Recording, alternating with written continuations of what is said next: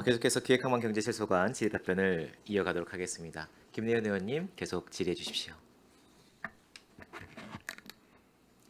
네, 안녕하십니까. 김내연 의원입니다.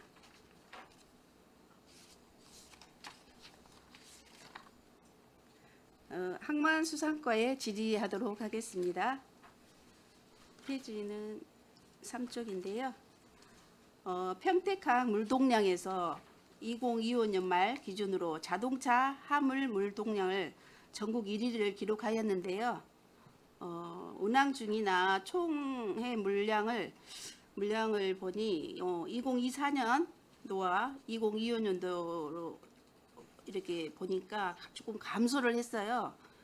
그래서 총의 이제 물량 감소의 주요 원인이 무엇인지, 이를 극복하기 위한 대안책이나 전략이 있는지 궁금합니다.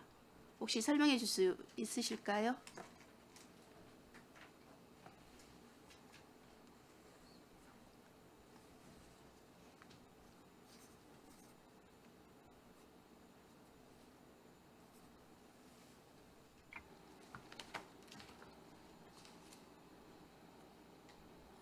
요 사항은 제가 별도로 말씀드리겠습니다. 의원님께 별도로 아직 말씀드리겠습니다. 준비가 예. 네, 알겠습니다.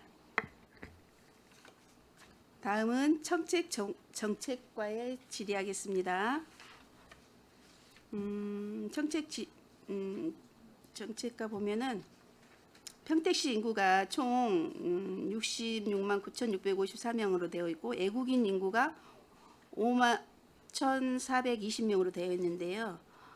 이렇게 약 한 7.7%가 꾸준히 증가세를 보이고 있는데 애국인 주민을 포함한 다문화 정책 및 이주 배경 청년들을 아우르는 별도의 지원 정책이나 맞춤형 통합 프로그램이 충분히 이렇게 반영되고 있는지 궁금합니다. 저희 청년정책과 안에 인구정책팀이 있습니다. 근데 인구정책팀에서 평택시 전체 인구를 아우러서 사업하기에는 저희 그 과 영역에서는 좀 벗어나서 저희가 작년도에 인구 분포도를 봤을 때 청년과 신중년의 1인 가구가 좀 많았었고, 그다음에 전체 평택시 인구에서 청년과 신중년이 차지하는 분포도가 50%가 넘습니다. 그래서 저희 이제 청년정책과의 인구정책에 대한 부분에 있어서는 그 인구의 그 분포도라든지 증가하는 영역에 있어서 좀 차별화해서 업무를 추진하고 있습니다. 네, 설명 잘 들었습니다. 청년 1인 세대의 지역별 편차에 대해서 다시 한번 질문을 할 건데요.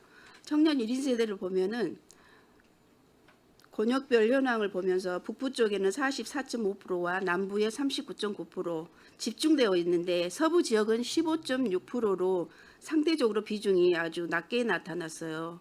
그래서 서부 지역 청년들을 위한 인프라나 접근성을 보호하는 대책이 마련되어 있는지 궁금합니다. 그에 대한 설명을 해주시면 감사하겠습니다.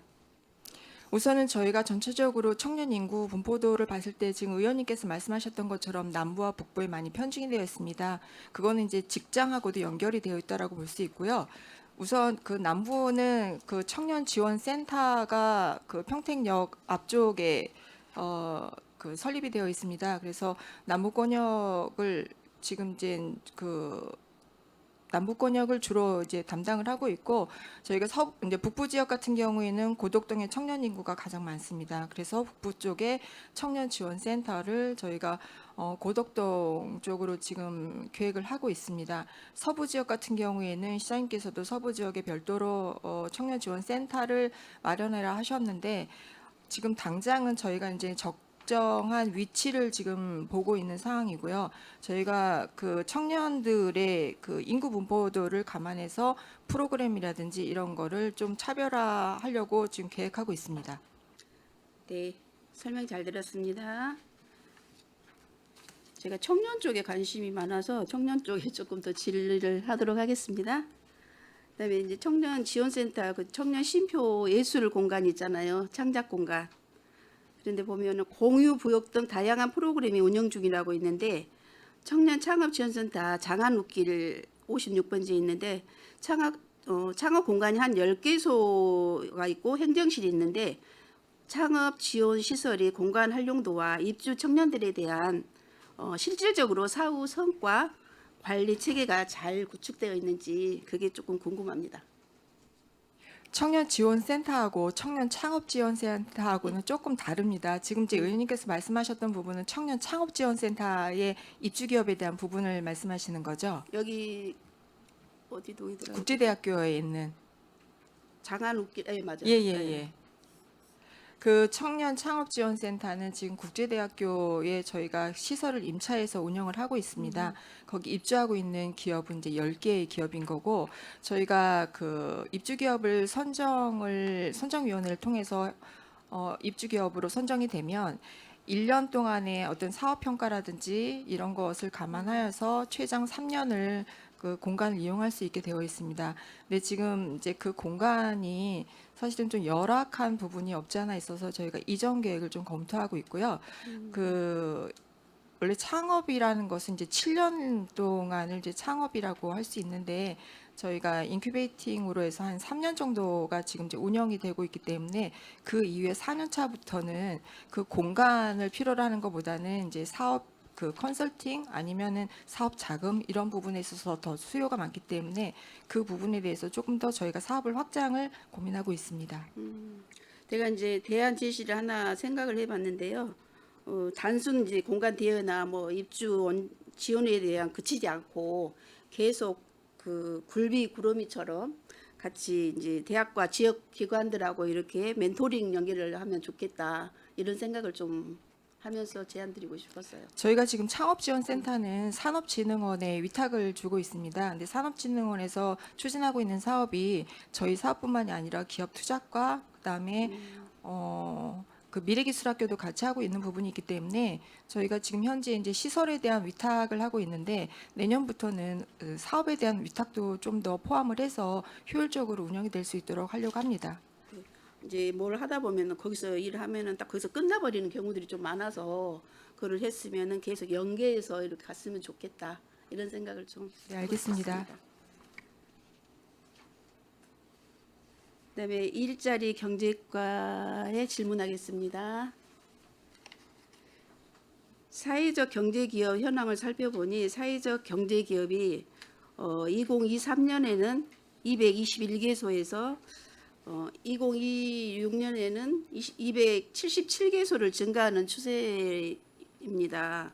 그래서 특히 이제 일반 협동조합이 157개소, 사회적 협동조합이 68개소로 비중이 큰데 반면에 의료 생협은 3개, 그다음에 사회 협동조합은 1개만 있더라고요.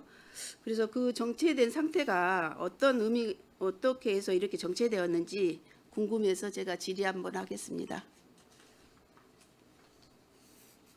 지금 의원님 말씀 주신 대로 저희가 이제 23년도 대비해서는 굉장히 많이 지금 숫자가 사회적 경제 기업은 이제 늘어난 상황이고요. 지금 추세가 이제 의료 생협이라든지 저희가 이제 23년도에 6개 있던 게 이제 6년도 현재는 이제 3개소인데 여러 가지 이제 그 개인 기업의 이제 사유로 해서 이제 조금 사회적 협동조합으로 가려는 좀 추세가 있습니다. 그래서 그 의료 사협으로 이제 생협으로 있다가 의료 사협으로 가는 이제 그런 기업도 있고 하다 보니까 지금 이제 말씀 주신 대로 그 사회적 그 일반 협동조합이나 사회적 협동조합 쪽으로가 좀 숫자가 좀 많이 좀 늘어나는 그런 추세라고 좀 말씀드리고 싶습니다. 네, 설명 잘 들었습니다. 제가 이제 대안 제시를 한번 해보면은 시사나 공공기관, 민간 기업과 협력을 통해서 이제 사회적 경제기업 어떤 제품 공공 구매나 비율을 높이고 민간 시장 진출하도록 지원하는 방법을 좀 이렇게 제안을 드리고 싶었어요. 그래서 제가 관심 많은 쪽에 제가 좀 질의를 하겠습니다.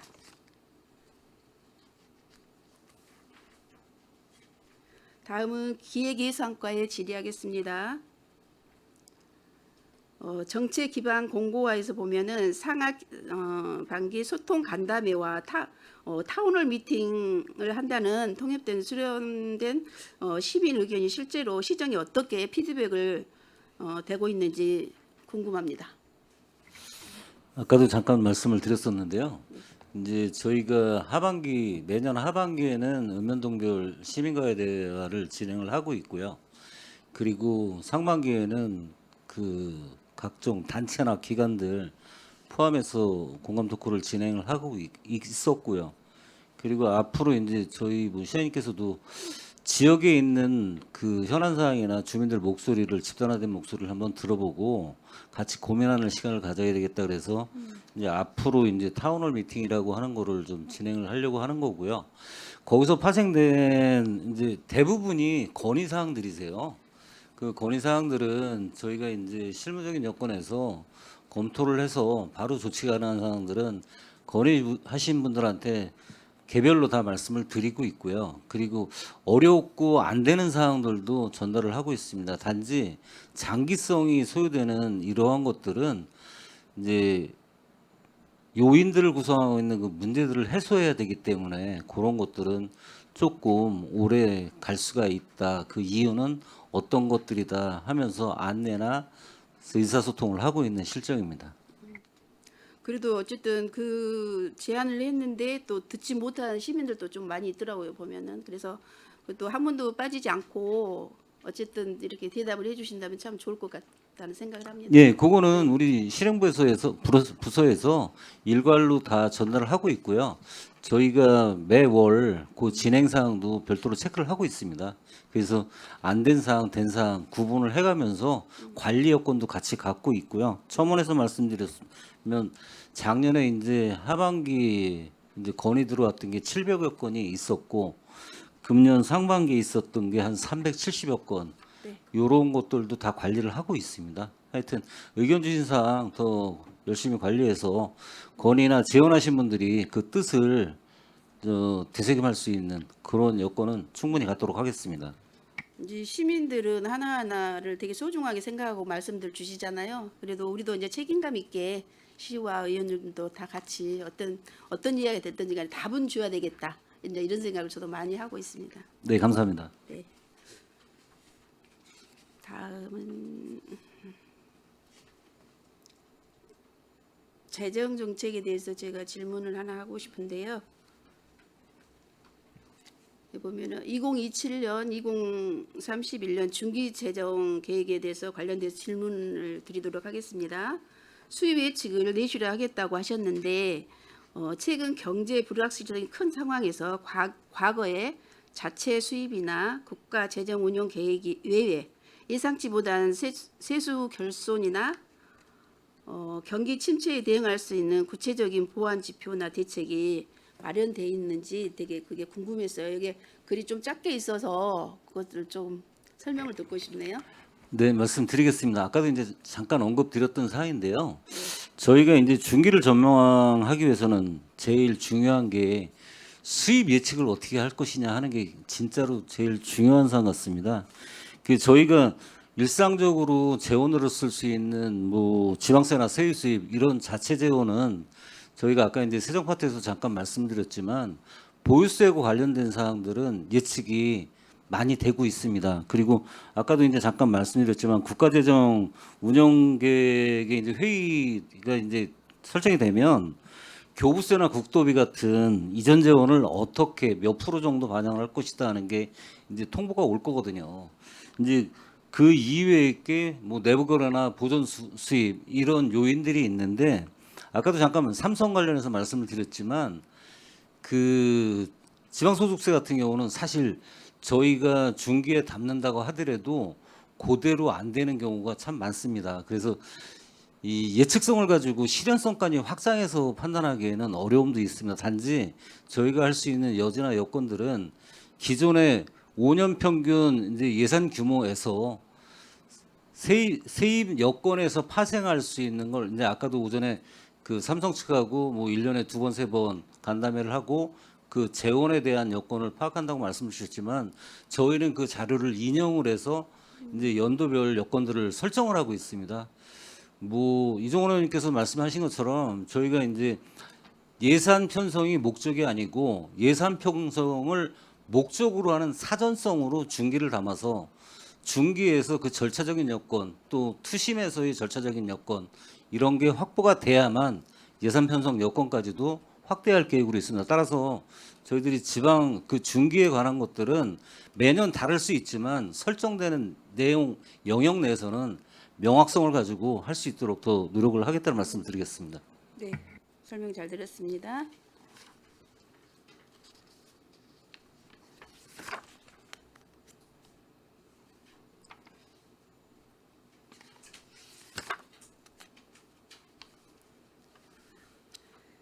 제가 이제 시민 체감형 시정 성과 창출 및 행정에 대해서 질문하도록 하겠습니다.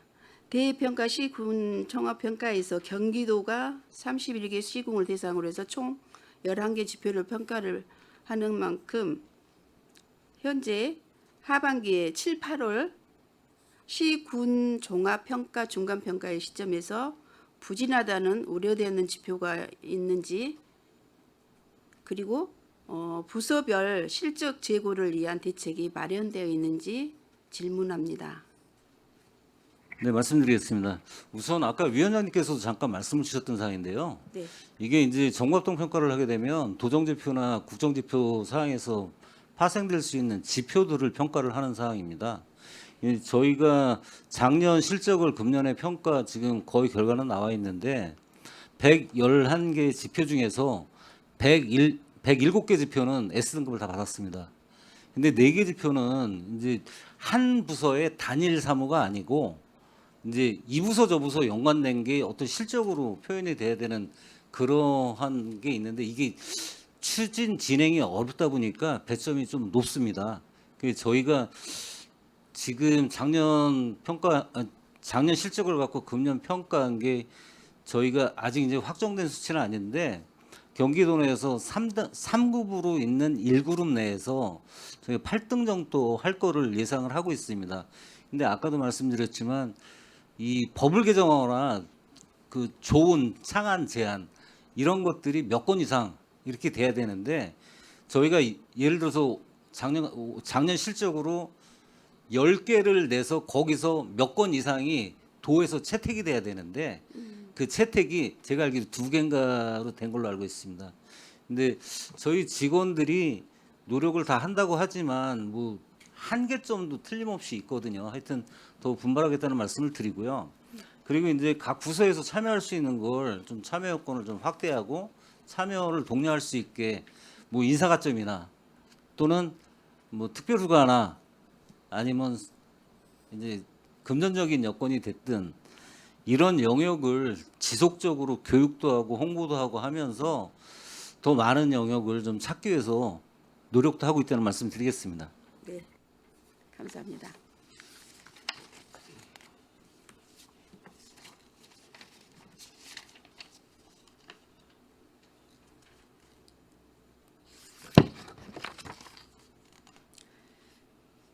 여기 14쪽에 보면 항만수산가에 질의하도록 하겠습니다.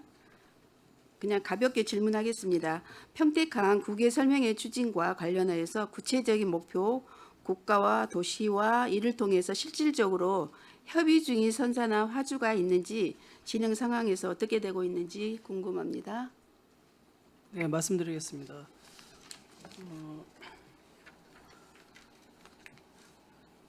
저희가 이제 그 국외 설명회를 통해서 저희가 이제 신규 그 항로를 개설하기 위해서 저희가 노력하고 있고요. 저희가 이제 그러니까 08년도부터 현재까지 총 24회를 했고요. 매년 거의 한 약 2회에서 3회 정도는 저희가 실시를 하고 있습니다. 저희가 이제 그 국외 설명회를 할 때는 저희가 이제 그 평택 해수청이랑 항만공사 그다음에 이제 부두를 운영하는 그 부두 운영사 그리고 저희 과 이렇게 같이 참여를 하고 있습니다. 그래서 작년에도 이제 저희가 그 인도네시아하고 청도에 가서도 국외 설명회를 했고요. 올해도 이제 계획은 갖고 있습니다. 근데 설명회를 하는 이유는 저희가 이제 저희 평택항을 알리기 위해서 하고 있는 거고요. 그래서 저희가 설명을 통해서 하여튼 실적을 올리도록 저희들 노력은 하겠습니다. 네, 감사합니다.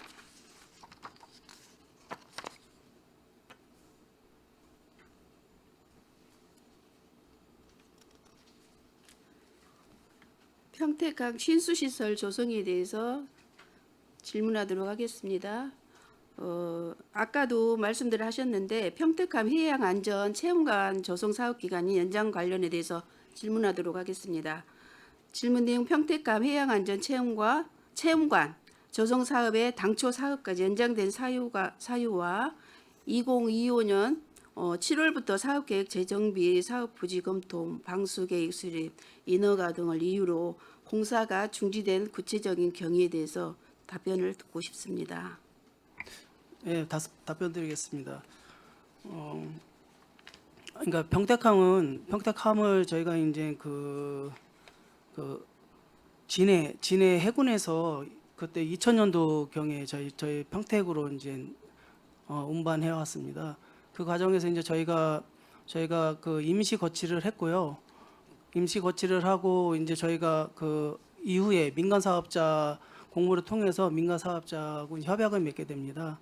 그리고 저희가 이제 그 임시 거치한 그 부지에서 매년 저희가 많은 그 운영비가 그 임대료가 발생하다 보니까 저희가 지금 현재 위치한 서해대교 하부로 저희가 그 바둑 공사를 하고 현재 위치한 그곳으로 저희가 평택함을 옮겨서 이제 이체하고 있습니다.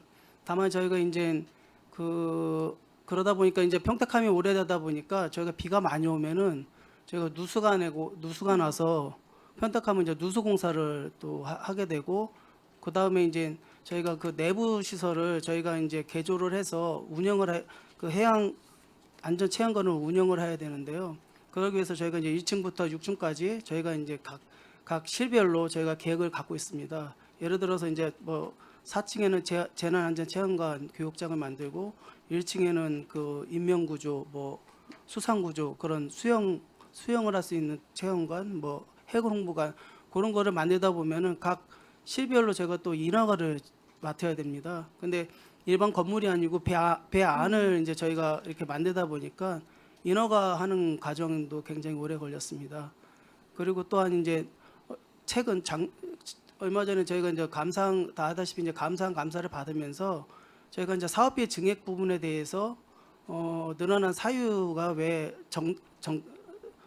정당한지 아니면 그 늘어난 사업비로 인해서 그 민간 사업자한테 오히려 좀 뭐랄까 좀 불리한 협약을 맺지 않았는지 그런 거에 대한 그 감사의 그 의견도 나왔습니다. 그래서 여러 가지 이제 그러다 보니까 저희가 이제 그 그러니까 그 평택함을 통해서 정말 이 사업을 운영했을 때 운영이 되는지 아니면 경제성은 있는지 그 비시 분석도 저희가 또 하라는 그 의견도 받았습니다. 그래서 이런 여러 가지 다를 저희가 검토를 해야 되기 때문에 제가 그 부득이하게 지금은 이제 공사 중지를 했습니다. 그래서 저희가 여러 가지 그거를 그 사업에 대한 적성성을 재검토해 가지고 저희가 그 지금 현재 또 뭐가 문제냐면은 그 민간 사업자에서 현재 있는 위치에서 또 그 좀 위치에서 그 사업이 안 될 것 같으니 그 친소 공간 저희가 그 구터미널 부지 인접한 그 컨테이너 야작장 부지로 옮겨달라는 또 의견을 좀 주고 있습니다. 그 부분도 저희가 그 민간 사업자하고 저희가 또 협의를 해야 되기 때문에 부득이하게 지금 현재 사업이 좀 중지되고 좀 지연되고 있는 현 실정입니다. 조금 추가해서 말씀드리면 여러 의원님들이 이 부분에 대해서 좀 관심이 많으셔가지고 평택함 체험관 관련해서는 별도로 저희가 좀 자료를 좀 준비하고 있습니다. 그래서 지금 진행 과정이라든지 중단한 사유 그리고 향후 계획이나 이런 부분에 대해서 본위원회에 별도로 좀 보고를 드리도록 하겠습니다. 아직 예상 완료 시점도 언제인지도 아직 확실하게 대답할 수 없는 거네요, 그죠? 예, 현재 그렇습니다. 그 재검토를 하고 있어서 여러 문제점에서 재검토하느냐고 지금 사업을 잠깐 중단해 놓은 상태고요. 그런 부분들까지 포함해서 한번 또 별도 자료 가지고 보고를 드리겠습니다. 네, 자료 나중에 꼭 부탁드리겠습니다.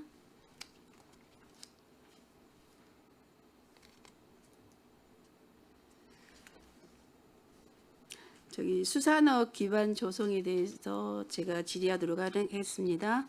수산업 조성 사업의 성과 및 사후 관리에 대해서 질문합니다. 여기 보니까 해변 및 내수면 뱀장어, 방류 사업, 실제 어획량 증가, 어민 소득 증대 등 실효성 검증, 모니터링은 이제 어떻게 이루어지겠는지 궁금해졌어요. 제가 이거 보면서. 그래서 그거에 대한 답변을 좀 주시면 좋겠고요. 또 하나 질문은 지원 사업의 수요 대비 충족도에서 내수면, 양식장 경쟁력 제고 및 친환경 어장 조성 등의 세부 사업에서 지원을 신청한 어가수 대비해서 실제 선정 및 지원 완료된 어가의 비율과 미달 또는 초과 수요에 대한 대책이 있는지 궁금합니다. 그에 대한 답변 부탁드립니다. 지금 이제 저희가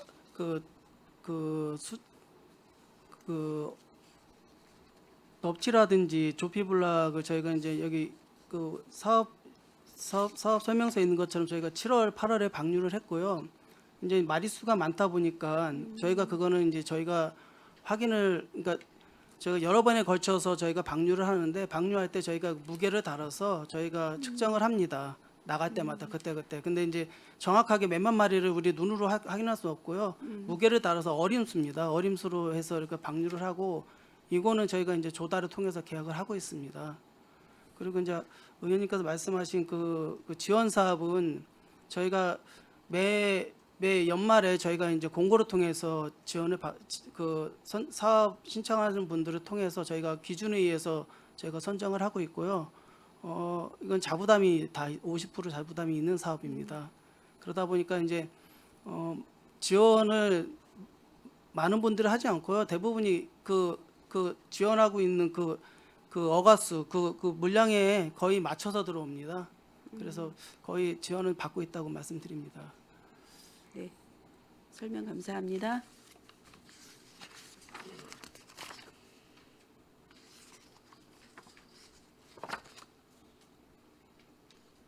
또 청년 정책에 궁금한 게 또 있었습니다. 청년 정책에 보면은 신규 고립 은둔 청년들 지원 사업에서 고립 은둔 상태인 청년들을 실제로 어떻게 발굴한지 되게 그게 궁금했어요.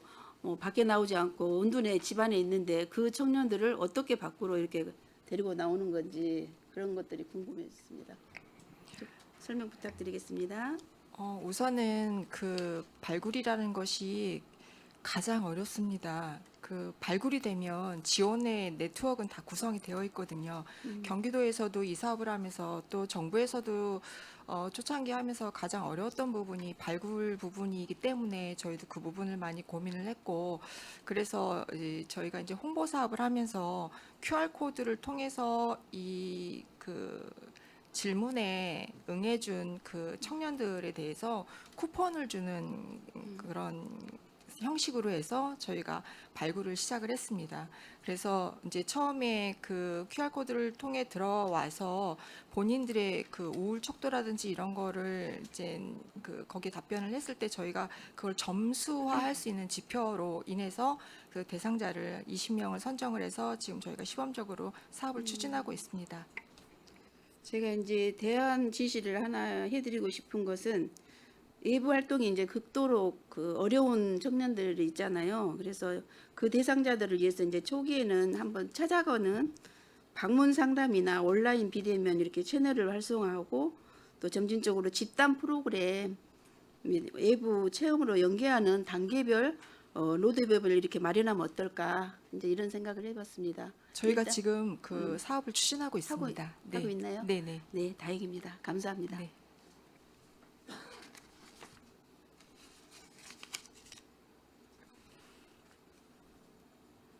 또 청년 취업 단계별 지원에 대한 거에 대한 질문을 하겠는데요. 청년 창업지 예산이 이제 급격한 감축 원인으로 되어 있는데 예산 규모가 대폭 감소했어요. 여기를 보니까.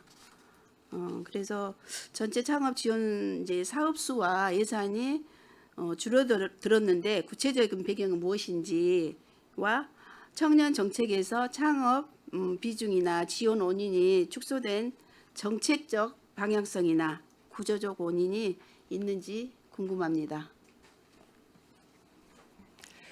청년 창업에 대해서 우선은 청년들도 관심이 많은 분야이기 때문에 저희도 좀 주력을 하고 있고 사업을 좀 확장하려고 하는데 전체적인 부분에 있어서는 저희가 평택시 전체 예산 부분에 있어서 같이 움직여야 되는 사항이기 때문에 저희가 좀 증액을 하거나 사업을 확장할 수 없었다라는 말씀을 좀 드리겠습니다.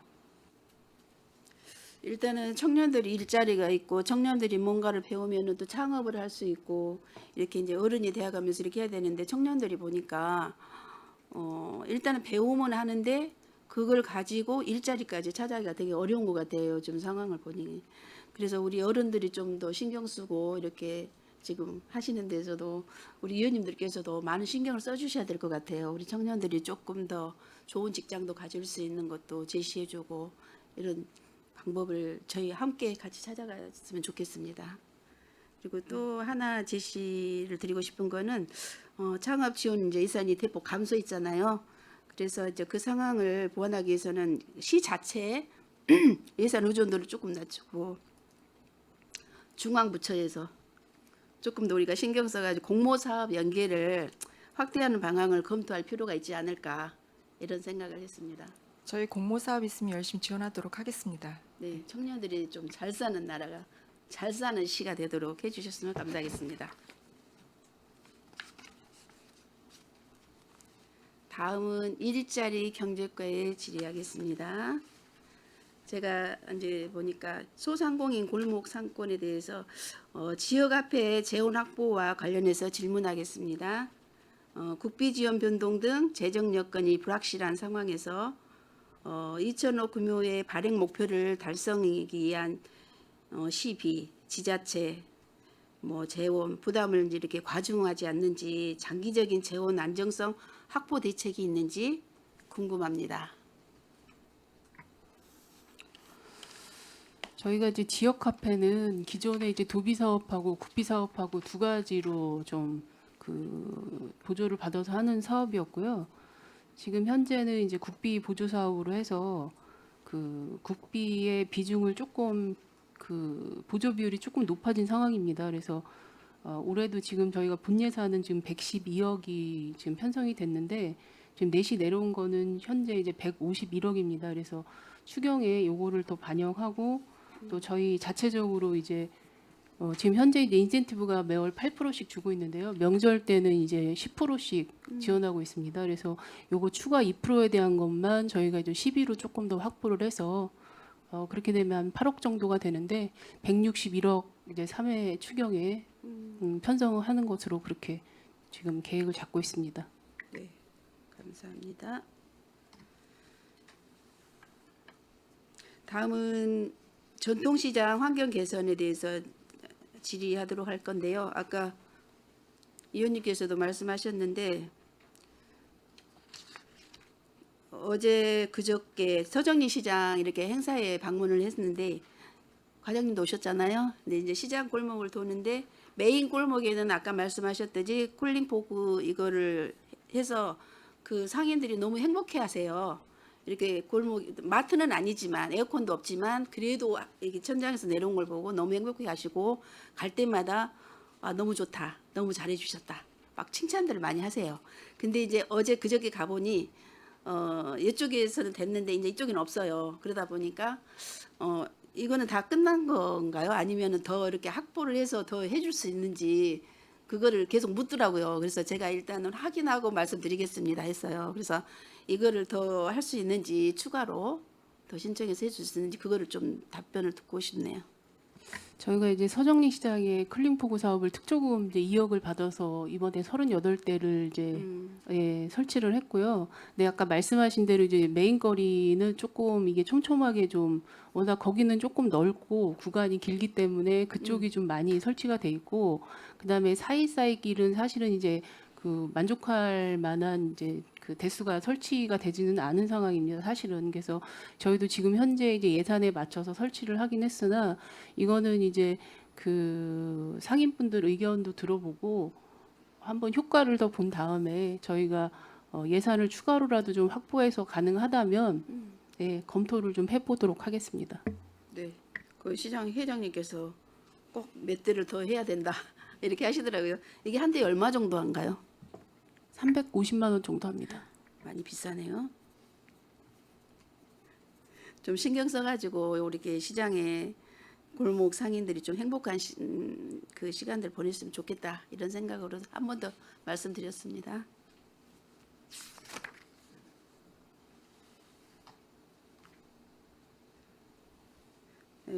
일자리 지역 특화에서 맞춤형 일자리에 대해서 제가 질의를 하도록 하겠습니다. 보니까 농가 인력 배치가 이렇게 153개소에서 393명으로 나타나는데요.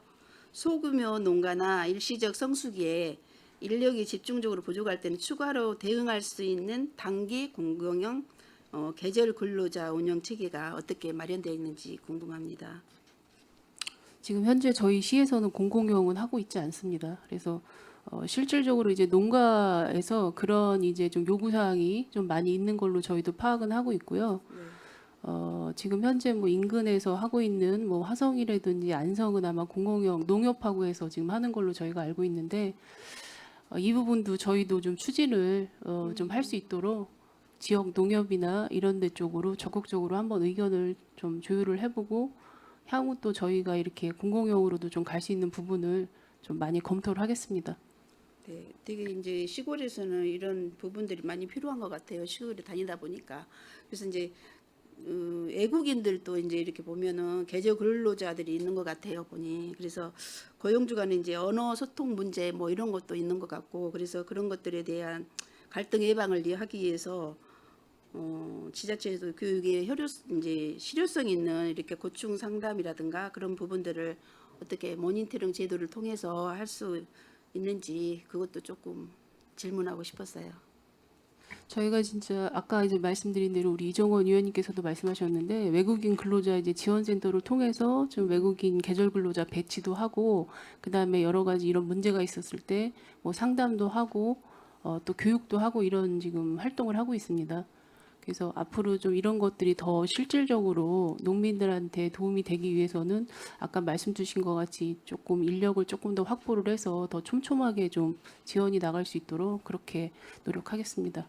네, 시골에는 보니까 농경 이럴 때는 되게 한 사람 한 사람이 되게 귀한 사람으로 여기고 계시더라고요. 그래서 뭐 저도 가서 해주고 싶지만 할 수 없는 상황이고 그래서 일단은 제가 궁금한 거는 그냥 질문했습니다.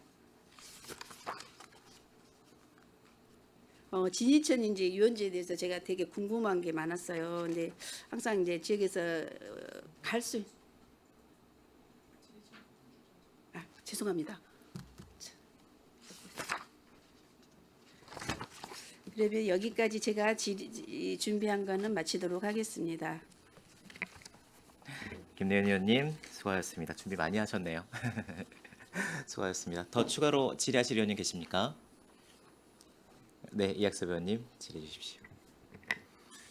네, 국장님한테 질문드리겠습니다. 국장님 이번 중기 지방 재정 계획과 내년도 예상 편성 방향에 대해서 질문드리겠습니다. 앞으로 삼성전자 실적 개선에 따라 평택시 지방세 수입이 크게 증가할 것이라는 전망이 나오고 있는데 정확한 세수 규모는 아직 확정되지 않았지만 그 규모가 평택시 재정 운용에 상당한 변화를 가져올 가능성이 있다는 것도 아마 집행부도 충분히 인식하고 있을 것입니다. 저는 오늘 이제 삼성전자에서 지방세가 얼마나 이제 뭐 정확하게 얼마가 들어올 것인지 이걸 묻고 싶은 게 아니고 세입 이제 들어오는 금액은 달라질 수 있지만 증가할 가능성이 큰 재원을 어디에 우선 투자를 할 것인지 평택시가 어떤 도시를 만들 것인지에 대한 정책 방향과 재정 철학은 지금부터 세워야 된다고 생각하거든요. 특히 지금은 이제 새로운 시장님이 취임을 했고 시의회도 새롭게 출범을 했습니다. 새 집행부가 처음으로 내년도 예산과 향후 5년간의 중기 지방 재정 계획을 수립하는 중요한 시기라고 생각하는데 먼저 우리 기획항만경제실에서는 내년도 세입 전망과 중기 지방 재정 계획을 수립하면서 새로 취임한 시장님께 삼성전자 관련 지방세 증가 가능성을 어느 수준으로 보고를 하셨습니까? 네, 뭐 저기 의원님 말씀하신 대로 이제 내년도에 뭐 삼성의 지금 실적이 호조이기 때문에 많은 그 지방세 세입이 전망된다는 그런 이제 뭐 언론의 보도도 많이 있고요. 저희도 이제 그렇게 파악은 하고 있습니다. 근데 이 추계는 어차피 이제 9월 정도 돼서 삼성하고 회의를 하면서 좀 잡을 거고요. 언론에 보도된 거로만 본다면 올해 뭐 300조 이상 그 영업이익이 난다는 전제에서 한 1조 원 정도라고 지금 언론에 나오고 있습니다. 그래서 저희도 이 금액을 말하는 거는 사실 굉장히 조심스럽습니다. 그래서 뭐 그렇게 언론에 나온 거로 보면은 그 정도다라는 말씀을 드리고요. 투자 방향은 이제 뭐 시장님께서 새로 또 취임을 하셨기 때문에 집중적으로 역점적으로 하시는 사업들이 우선이 될 수가 있고요. 다만 그렇게 세원이 들어온다고 하더라도 그동안 한 3년 동안 저희가 세수가 상당히 저희 예상치보다는 낮게 들어왔습니다. 그래서 그동안 진행하지 못한 각종 사업들이 사실 산적해 있는 게 사실이고요. 특히 도로 사업 같은 경우는 금년에 멈춰 있는 것도 상당 부분 있고 또 기존에 시작해서 진행되다 멈춰 있는 부분들이 많이 있습니다. 그런 부분들은 우선순위를 결정해서 우선적으로 좀 투자를 해야 될 것으로 보고요. 그리고 신규로도 지금 시장님께서 주로 관심 갖고 계시는 시민의 삶에 대한 질적 향상, 교육이라든지 보건 의료라든지 이쪽 분야는 신규로라도 또 편성을 해야 될 것으로 보고 있습니다. 그래서 결론적으로 말씀드리면 금년보다는 나아지는 세원이지만 저는 아주 풍족하다 이렇게 말씀은 드릴 수가 없겠습니다. 그동안 3년 동안 밀려있던 부분, 진행했던 부분에서 필요한 부분들 우선 좀 진행을 하고 그리고 또 위원장님께서도 지난번에 이제 또 출분 발언해 주셨지만 미래를 위한 투자도 해야 되기 때문에 그 부분은 하반기에 세수 추계되면서 두 가지를 다 고려해서 저희가 중기 지방제재 계획에 담고 또 의회에 이렇게 보고를 드리도록 하겠습니다. 이제 시장님의 서부 지역 균형 발전 의지를 한번 물어보고 싶은데요. 평택 서부 지역은 평택항하고 국제산업단지, 물류시설, 발전시설 등 평택 경제의 이제 생산 기반을 오랫동안 담당을 해왔어요. 근데 그런 반면에 각종 산업시설로 인한 교통 혼잡, 환경 부담, 이런 대형 자동차 운행 등 주민들이 감당해온 사회적 비용도 적지 않다고 생각합니다. 그 서부 지역의 문화, 체육, 복지, 의료, 생활 인프라는 다른 권역에 비교해서 현저히 부족하다는 지적이 오랫동안 이어져 왔는데 이러한 서부 지역의 구조적 불균형과 주민들의 상대적 박탈감에 대한 어떤 문제의식을 시장님과 우리 국장님은 공유하고 계신지 한번 묻고 싶습니다. 예, 말씀하신 대로 이제 서부 지역에 대해서는 전임 시장님도 그렇고 지금 시장님도 많은 관심을 가지고 계십니다. 아무래도 정주 여건이라고 하는데요. 정주 여건이라고 하는 부분들이 지금 제대로 잘 갖춰져 있다라고 이렇게 말씀드리기는 어렵습니다. 다만 계속해서 이게 정주 여건이 하루아침에 이루어지는 것은 아니기 때문에 장기적인 투자가 이루어져야 되는 부분이고요. 그런 부분들이 하나씩 진행은 됐다라고 좀 보고 있습니다. 지금 산업단지도 가고 경제적으로는 또 도시개발 사업하는 부분도 있고 또 교통 분야로는 이제 안중역이 서해선이 개통되었지만 아직 이제 이용률이 미미한데 그 부분은 서울하고 여의도하고 연결이 돼야지만 좀 활성화될 것으로 보고 거기에 저희가 지금 진행하고 있는 신안산선 전철 내려오는 부분이 완성되면서 그 도시개발 또 인근 역세권 도시개발이 이루어지면 서부 지역의 정주 여건은 많이 나아질 것으로 보고 있습니다. 다만 방향성을 보고를 드린다면 현재 시장님도 서부 지역에 대해서는 그런 정주 여건이라든지 생활 인프라 또 그거에 수반되는 여러 가지 삶의 질 향상에 대한 부분은 계속 관심 갖고 관련 사업들을 추진해 나갈 것이다라고 말씀을 드리겠습니다. 그러니까 세수가 크게 증가할 경우에 기존 부서들의 요구하는 사항을 그냥 분배만 할 것인지 아니면은 평택시 누적된 지역 불균형을 바로잡기 위해서 좀 획기적인 대책이 좀 마련이 돼야 될 것 같은데 그런 부분에 대해서 시장님과 이 국장님께서는 이런 획기적인 그런 대안을 좀 제시를 하고 TF 팀이라도 꾸려가지고 해야 될 것 같은데 거기에 대해서는 어떻게 생각하세요? 예, 뭐 계속 이제 말씀을 드리는데 그 내년 예산 세수가 나아지긴 하겠지만 뭐 획기적으로 나아진다라는 부분은 저는 아니라고 보고요. 기존에 그 밀렸던 사업들도 지금 위원님 말씀하신 대로 그냥 무조건 밀렸으니까 한다 그런 개념보다는 그 뭐 지역 간 균형이라든지 또 삶의 질 향상에 어떤 사업이 우선적으로 투입되는 게 옳으냐를 따져서 그런 부분들을 좀 면밀하게 검토해서 좀 방향을 잡고 진행을 하겠다 그렇게 말씀드립니다. 네, 알겠습니다. 이상입니다. 네, 이학섭 의원님 수고하셨습니다.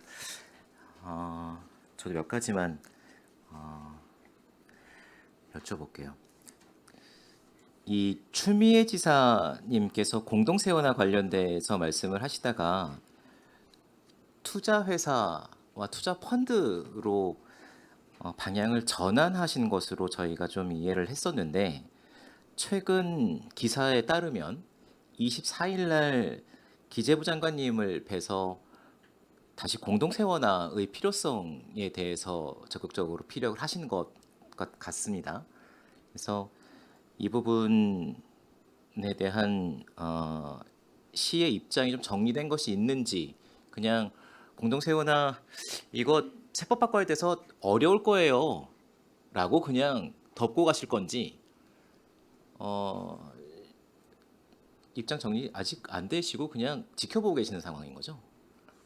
공동세원화 관련된 것은 그 이제 추미애 지사님의 그 인수위원회 때 잠깐 언급이 됐었고 그 이후로는 언급이 없었습니다. 근데 최근에 이제 위원장님 말씀하신 이제 그 부분에서 잠깐 언급이 됐는데 이 부분은 경기도에서 구체적으로 아직 움직임은 없습니다. 그래서 저희가 지금 먼저 어떤 입장 정리를 한 거는 없고요.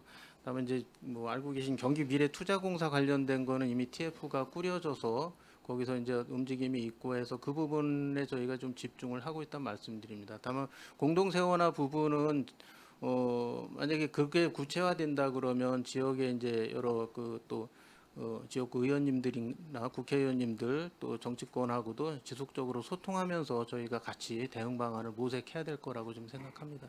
알겠습니다. 추경 규모 어느 정도로 고민하고 계세요? 지금 9월달 추경.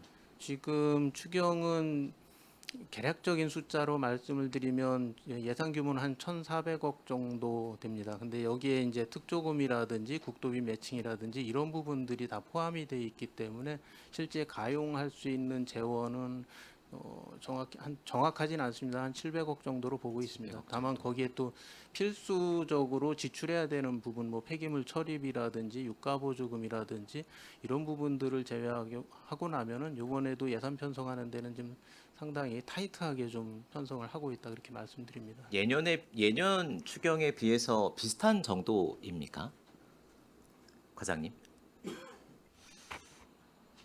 작년에 비해서 유사할 정도로 좀 빡빡합니다. 지금 실장께서 말씀을 드렸지만 저희가 자체 사업으로 쓸 수 있는 재원 이것 자체가 적기 때문에 대부분은 지금 말씀드렸던 필수 사업 그리고 매칭 사업, 국도비 사업 이런 걸 이제 제외하게 되면 여력이 그렇게 많지 않다는 거, 그리고 이제 아까 잠깐 표현이 있었지만 이제 주로 쓰려고 하는 투자 재원 자체는 금년 마무리돼야 되는 사업 위주로 편성을 준비 중에 있습니다. 그 편성 여건들은 잠깐 말씀드렸지만 저희가 이제 어느 설정이 되면 세부 내용에 또 사업에 대해서 다시 한번 위원회에 보고할 수 있도록 개별로 말씀을 드리겠습니다.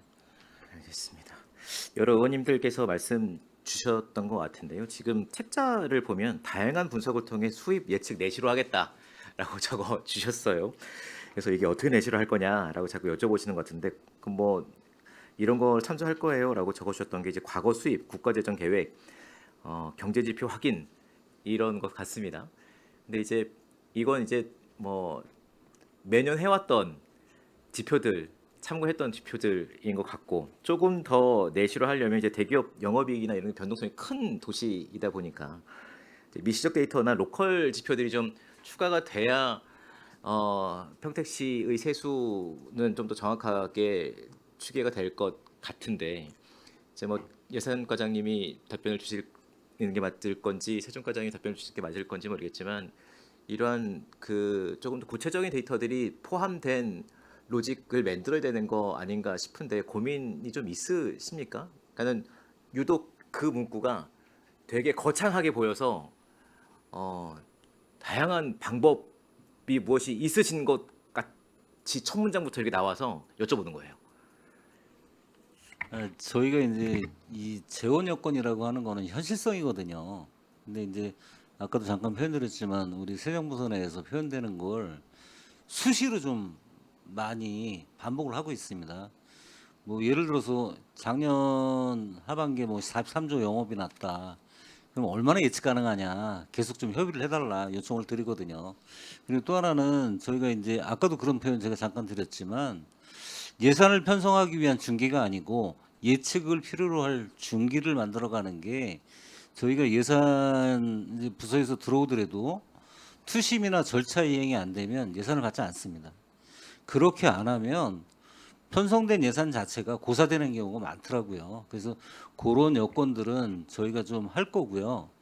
그리고 이제 또 하나 여기 이제 표현드리는 것 중에 하나는 행사성 예산이 있죠. 축제성.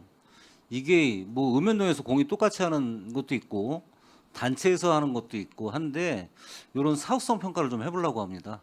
그렇게 해서 이게 효과가 없는 행사인데 끌고 나갈 필요가 있느냐 없느냐 이런 것도 좀 논의를 해보고 아예 안 하게 만들 수도 있는 그런 장치도 한번 좀 해보려고 구상을 하겠습니다. 뭐 다 아시는 거지만 읍면동에서 또 단체에서 요구받고 많이들 들으실 거예요, 의원님들께서도. 근데 이게 실 내용이 없는 거는 지금 각종 위원회 단체 지역에서 요구하는 그러한 사항들은 자꾸 많아지는데 이 경상경비가 많이 늘어나게 되면 실질적으로 사업 예산은 줄 수밖에 없거든요. 하여튼 그런 것까지 창안을 좀 하고 있습니다. 2조 6천억 되는 예산 편성하는데 로컬 지표 말씀드렸더니 한 1, 2억 되는 행사비 쥐어보겠다고 말씀 주시는 게 맞는지 모르겠는데요. 이 지표도 좀 정확하게 다른 방안들이 좀 마련돼야 될 것 같습니다. 연구를 계속 해주셔야 될 것 같은 생각이 들어서 그렇고요. 연구 많이 해보겠습니다. 네, 감사합니다. 중기지방재정계획 예측성 계속 말씀 주시는데 이거 예전에는 의회 보고사항이고 의회 의결사항이었는데 언제부턴가는 의회 없이 그냥 행안부 보고해도 되는 상황으로 바뀌었어요. 거의 바뀌어서 이제 해주고 계시는데 그런 것도 좀 고민이 필요할 것 같습니다. 뭐 10% 이상 이게 뭐 변동이 있거나 중기지방재정계획의 변동이 있거나 뭐 30%가 있으면 30% 변동이 있으면 의회와 좀 협의가 필요한 것들은 말씀을 주셔야 조금 더 힘있게 예산을 세우거나 그것을 우리한테 뭐 승인을 받아 이런 것이 아니고 법적으로 승인 받을 필요는 없지만 우리가 동의하고 보고를 받은 거기 때문에 그건 이렇게 예산을 세워야 되라는 것이 담론 형성되는 게 예산이 더 빨리 수립될 수 있는 것들이잖아요. 그런 절차들도 좀 고민을 해야 되지 않을까라는 생각이 듭니다. 지금은 그냥 뭐 중기지방재정계획 저희 지역구에 도로 놓이고 건물 올리는 것도 어느 순간 1년씩 밀려져 있고 예산이 막 변동돼 있고 이런 거 보면 바뀌었네? 라고 왜 바뀌었어요? 라고 그 이후에 이제 여쭤봐야 되는 상황이라서 그래서 이 중기지방재정계획 그냥 들어오는 돈 얼마 들어올 거니까 이제 껴 맞추기식 퍼즐 맞추기식 맞춰놓은 참 필요 없는 계획 아니야? 라는 생각들을 가질 수밖에 없는 상황인데요. 저희 의회가 조금 더 관여할 수 있게 뭔가를 장치들을 해나갈 필요성이 있지 않은가 저도 생각하고 있고 그런 것들이 집행부 차원에서 좀 필요하지 않을까 예, 싶어요. 그런 것들은 이제 중기라고 하는 게 뭐 확정성을 다 갖지는 않지만 그 영역을 갖고자 하는 내용들이거든요. 근데 이제 과거에 아까도 이제 잠깐 이제 한 3, 4년 재정 여건을 말씀드렸지만 한 해에 500억, 그 다음에 1,500억, 그 다음에 1,800억 이렇게 이제 상승 여건을 세입이 발생할 때에는 그 영역을 고려해서 편성 영역을 갖거든요. 그러니까 몇 년치 증가치가 보이니까 그 다음 연도에도 증가할 것이다. 근데 이게 결국 제로 베이스로 오게 되면 모든 게 수정이 돼야 되는데 그거 없이 온 게 맞습니다. 근데 앞으로 그런 여건들도 좀 조율을 해 가면서 실제 사항이 좀 고려가 될 수 있도록 노력하겠습니다. 알겠습니다. 그 청년정책과는 창업지원센터가 지금 국제대회에 들어가 있잖아요. 네, 근데 그렇습니다. 창업지원의 10개 정도 기업이 지원을 받고 있어요. 네. 근데 이 기업들이 대학과 산학연을 하는 이러한 주제들로 지금 창업이 이루어지고 있는 기업들입니까? 지금 위탁 줘서 어떤 구체적인 사업들이 진행되고 있는지 과장님이 데이터가 있으십니까? 우선은 이제 입주 기업에 대해서는 산업진흥원에서 그 입주 기업에 대한 그 컨설팅이나 그다음에 사업 그 발전할 수 있는 사업 자금 일부 지원해 주는 게 있고요. 그다음에 이제 산학이라고 한다면 이제 프로그램에 있어서는 같이 할 수는 있지만 직접적으로 저희가 지금 산학 협력으로 사업비를 산업진흥원에 위탁 사업비로 준 건 없습니다. 그런데 이제 제가 산업 이걸 왜 여쭤보냐면 이제 뭐 외국 사례 보면 대학에서 청년들이 대학의 공동 뭐 기술 개발을 해서 뭐 유니콘 기업이 되기도 하고 이런 사례들을 저희가 이제 보잖아요. 뭐 스탠포드 대학이랑 뭘 하고 뭐 이런 것들을 보잖아요. 근데 이제 국제 대학이랑 산학연이 같이 진행되고 있으면 거기 있는 것이 의미가 맞습니다. 그런데 우리가 청년 창업이라고 지원돼 주는 금액을 가지고 산학연을 할 수 있는 과목으로 지원하고 있는가? 저는 아닐 거라고 생각을 하거든요. 그럴 거면 굳이 국제대학과 이런 곳에 들어가 있는 것이 맞겠는가? 거기를 유지하더라도 아니면 조금 더 시내로 청년들이 접근하기 가까운 곳으로 청창업센터를 옮겨주는 것이 맞지 않겠는가에 대한 고민이 좀 있어요.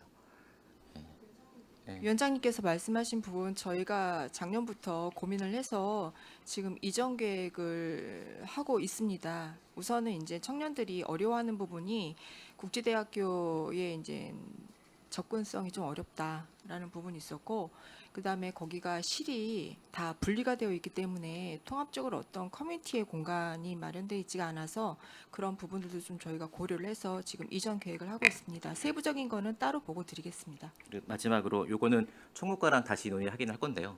인구정책팀, 청년정책과에 인구정책팀이 있는 게 약간 아이러니해요. 인구정책이란 아니, 과장님이 잘못했다는 게 아니고요. 인구정책은 청년정책과의 사회 문제가 아니라 되게 거시적인 사업을 구상해야 되는 시의 전체 방향성을 설정해야 되는 팀이 구성돼야 돼서 하다못해 부시장 직속으로 무엇인가를 만들든가 그래서 그 안에서 모든 정책적 방향에서 지금 노인 정책은 이렇게 가야 되는 거고 청년 정책은 이렇게 가야 되는 거고 중장년은 이렇게 가야 되기 때문에 중장년의 컨셉은 이렇게 가야 되고 이런 것들을 전체 드라이브할 수 있는 팀이 되어야 되는데 청년 정책 과에 안에 들어가 있다 보니까 청년 정책 하면서 일자리 하면서 창업 지원하면서 옆에 신중년을 이렇게 하고 있거든요. 요거는 새로운 시장님께서 이 조직 개편 하실 때 반영을 좀 해서 하시는 게 맞지 않을까라는 생각을 좀 해봤습니다. 추가적으로 더 말씀드릴 건 있는데 개별적으로 과장님들 말씀드리면 될 것 같고요. 아까 그 과장님 예산 과장님 말씀 주셨던 것처럼 자료가 좀 준비가 되면 뭐 저희 위원회 의원님들끼리 소규모 간담회라도 좀 가지면서 설명을 좀 주시면 좋을 것 같습니다. 더 질의하실 의원님 안 계시면 더 이상 질의하실 의원님이 안 계시므로 기획항만 경제실소관 2026년 하반기 주요 업무 보고에 대한 질의 종결을 선언합니다. 기획항만 경제실장님을 비롯한 관계 공무원 여러분 수고하셨습니다. 원활한 회의 진행을 위해 잠시 정회하고자 하는데 위원 여러분 이의 있으십니까? 네, 이의 없으시면 15시 30분까지 정회를 선언합니다.